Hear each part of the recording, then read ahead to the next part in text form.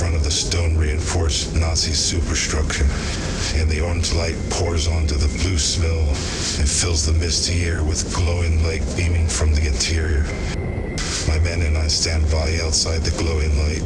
The unearthly howls an echo into memory, but still spine-chilling in its otherworldliness. We waited until the inevitable. We all know that Nazis have no personal joys other than smoking, and when they think they're safe, drinking. It was inevitable until some Nazis came up to smoke. Two Nazi men emerged from the warm glow of the bunker. Mikhail and Hans both filled the emptiness of the snowy void with their friendly German banter that echoes into the darkness for all to hear. Before the millet and right behind them, my knowledge of German allows me to understand their words fully. I'd rather smell gasoline than that place. Hans receives the ciggy and takes a good puff each time. Yeah, I think they put people here as a punishment. That's why all of the stupidest SS men are in charge here. Mikhail waits for Hans to pass the cigarette. Then he looks to Hans, and Mikhail sees a knife pulling out of his temple. That's when I close in and put a knife to his throat. I'm one of the people you set the dog upon. Today is Judgment Day for Nazi scientists. So just tell me how many you are and how I get in the back. Then I kill you fast.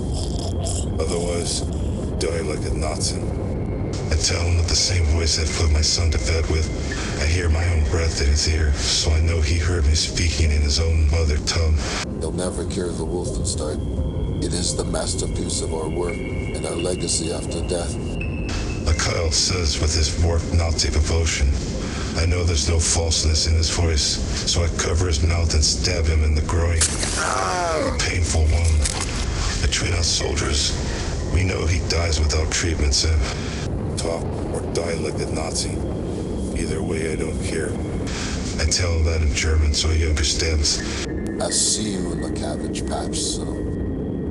Then, Mikhail desperately maneuvers to disarm me, and I love him, only to kill him with a wire wrapped around his throat until I see the lights go out in his eyes. When he looks at me, I know what he thinks. Told me I'd die like a Nazi, or so I believe.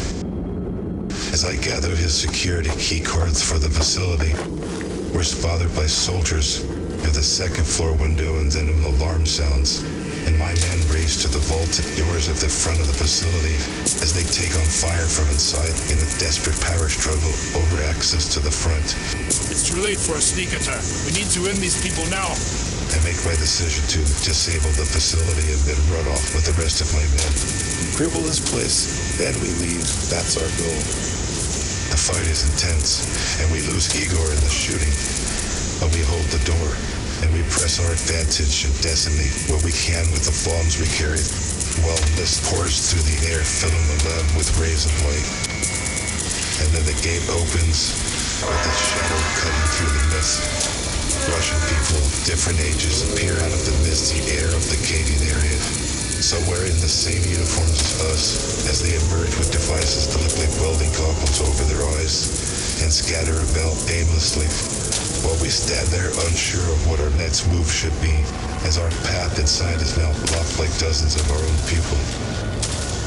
Suddenly, we're all bathed in ultraviolet light, and parts of us glow bright. The lights in the facility go out, and the mob of ghastly Russian people descend upon us like moths of brightly glowing flames. Stand their ground or die tired. I yell as I turn around and open fire on several Russian fanatics descending upon me. Gunfire from my comrades opens up, and it tears me apart to know the fodder the Germans are using to throw at us as their so-called super weapons. Back at the rendezvous location, we all file in one by one. Now with 3 dead and missing, including Igor, Boris, and Dmitri, leaving Alexei, Konstantin, Grigory, and I as the lucky 4 to survive. We struck a blow for Mother Russia, comrades. I tell them, hoping they will accept this as the cost of saving our own people. Was that their so-called Wunderwaffen? It looks like the only way the Germans can stand a chance against us is to use Russians to do the job. For a moment, we catch our breath while making our escape when we hear a terrible howl in the trees again, only now getting closer.